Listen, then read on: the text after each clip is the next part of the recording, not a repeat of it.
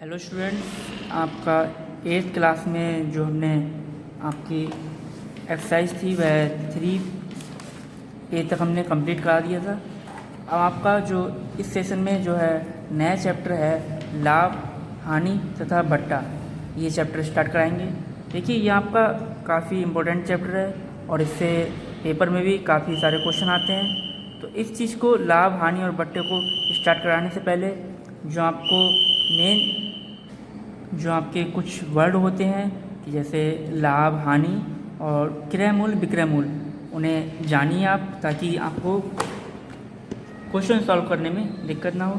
देखिए यदि हम कोई वस्तु है, जैसे मान लीजिए आपने एक पेन लिया हुआ है, पेन है और उसे 10 रुपये में ख़रीद लिया है, ठीक है, और उसे आप 15 रुपये में बेच देते हैं। तो इसमें जो हमने 10 रुपये में ख़रीदा है ये इसे हम क्रय मूल्य कहते हैं, और जो 15 रुपये में हमने बेचा है इसे विक्रय मूल्य कहते हैं। देखिए यहाँ पर मैंने लिख रखा है विक्रय मूल्य, जिस मूल्य पर वस्तु को बेचा जाता है। जैसे आपने यहाँ पर 10 का ख़रीदा था और 15 का बेचा था, तो ये 15 रुपये हैं, ये आपका विक्रय मूल्य होगा, ठीक है। इसी प्रकार क्रय मूल्य जिस मूल्य पर वस्तु को ख़रीदा जाता है। जैसे हमने यहाँ पर 10 रुपये में ख़रीदा था, तो ये हमारा जो 10 रुपये है वह हमारा क्रय मूल्य होगा। अब देखिए अगर जैसे हमने यहाँ पर 10 रुपये में ख़रीदा है तो हमारा जो क्रय मूल्य है वह 10 रुपये है और विक्रय मूल्य 15 रुपये है।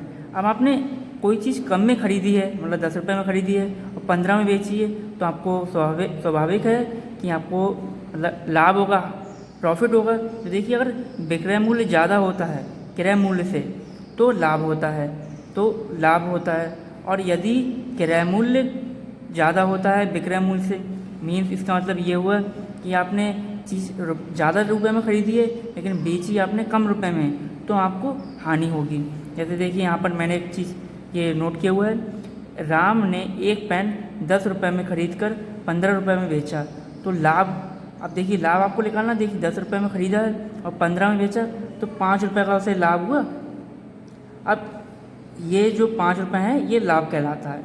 अब मान लीजिए कि यदि वह 15 रुपये में ना बेच के 5 रुपये में बेचता है, यदि वह 5 रुपये में बेचता है तो अब अगर 5 रुपये में बेचता है तो देखिए ख़रीदा तो 10 रुपये का था और बेच 5 रुपये का रहा है, तो उसका मतलब उसे घाटा होगा, उसे हानि होगी। तो हानि कितने रुपए की होगी? 5 रुपये की उसे हानि होगी। अब इस क्वेश्चन में मैं आपसे पूछूं कि क्रय मूल्य क्या है और विक्रय मूल्य क्या है। देखिए हमने क्रय ख़रीदा किन रुपये में था? 10 रुपये में ख़रीदा था, ये हमारा 10 रुपये क्रय मूल्य हो गया, और बेच हम किस रुपये में रहे हैं? 15 रुपये में बेच रहे हैं, तो ये हमारा विक्रय मूल्य हो गया। अगर हम इसके हिसाब से निकालेंगे तो हमें लाभ होगा। अब देखिए दूसरे वाले में, अब जो क्रय मूल्य है हमारा 10 रुपये और हम बेच रहे हैं उसे 5 रुपये में, तो हमारे पास हानि होगी। अब आप ये चीज़ समझ गए होंगे।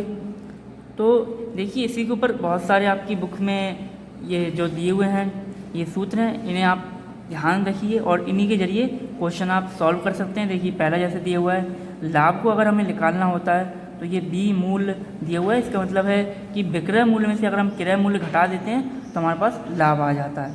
और इसी में अगर हमें मान लो विक्रय मूल्य निकालना हो तो लाभ, ये जो क्रय मूल्य है उसमें लाभ जोड़ देते हैं, तो देखिए लाभ में क्रय मूल्य जोड़ दिया तो हमारे पास विक्रय मूल्य आ जाएगा। ये वाला जो क्वेश्चन फॉर्मूला है इसी से ये बाकी दो बने हुए हैं। अब मान लीजिए अगर हमें क्रय मूल्य निकालना हो तो हम विक्रय मूल्य में से लाभ को माइनस कर देंगे तो हमारे पास क्रय मूल्य आ जाएगा।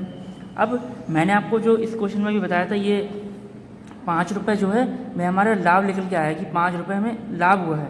अब आपसे अगर ये पूछा जाए लाभ प्रतिशत, ये लाभ प्रतिशत कितना हुआ है हमें, तो देखिए लाभ प्रतिशत का सूत्र ये दिया हुआ है, इसमें होता है लाभ जितना हुआ है और बटे में आता है क्रय मूल्य और गुणा उसकी 100 से हो जाती है। अब इसी में अगर हमें इसी सूत्र को अगर हम चेंज कर लें, हमें लाभ निकालना हो तो क्रय मूल्य गुणा लाभ प्रतिशत और बटे 100 हो जाता है, और हमें विक्रय मूल्य निकालना हो तो यहाँ पर क्रय मूल्य गुणा 100 प्लस लाभ प्रतिशत बटे 100 हो जाता है। इसी प्रकार अगर हमें क्रय मूल्य निकालना हो, यहाँ पर विक्रय मूल्य निकालना था या क्रय मूल्य निकालना हो तो 100 गुणा विक्रय मूल्य बटे 100 प्लस लाभ प्रतिशत हो जाता है। ये जो फॉर्मूले हैं ये हमें, ये जो दिए हुए हैं ये लाभ की स्थिति में है, मतलब अगर हमें लाभ हो रहा होगा तब दिए हुए हैं, और मान लो अगर हमें हानि हो रही हो तो हानि की स्थिति में ये आ जाएगा। देखिए इसमें क्या होगा, हानि के बराबर क्रय मूल्य माइनस विक्रय मूल्य, मतलब क्रय मूल्य जो है उसमें से विक्रय मूल्य घटाएंगे तो हानि आ जाएगी, अब इसी सूत्र के जरिए अगर हमें विक्रय मूल्य निकालना होगा तो क्रय मूल्य माइनस हानि करेंगे, और क्रय मूल्य निकालना होगा तो हानि प्लस विक्रय मूल्य करेंगे, और हानि प्रतिशत निकालना होगा तो हानि बटे क्रय मूल्य गुणा 100 कर देंगे, और हानि केवल निकालना होगा तो क्रय मूल्य गुणा हानि प्रतिशत बटे 100 कर देंगे।